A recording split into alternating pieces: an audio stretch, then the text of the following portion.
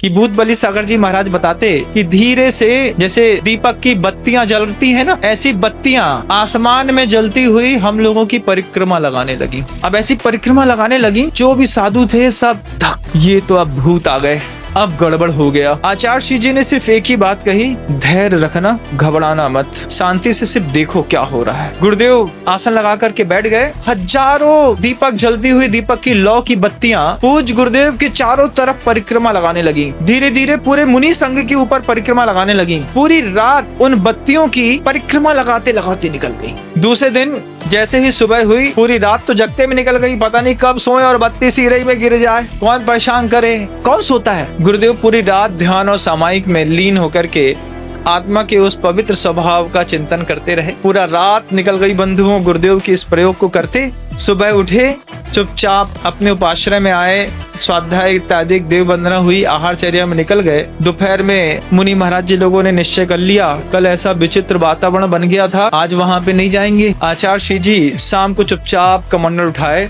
और फिर वापस चल दिए। अरे कल तो इतना हो रहा था, आज मत जाइए, आप लोग यहीं रुकिए, कोई मना नहीं है, मैं होकर के आता हूँ। आचार्य श्री बहुत सहज में बोलते हैं, आपका साहस नहीं है, धर्मशाला है, उपासना है, आप बैठिए, मैं होके आता हूँ। भक्ति कितनी लाजवाब होती है।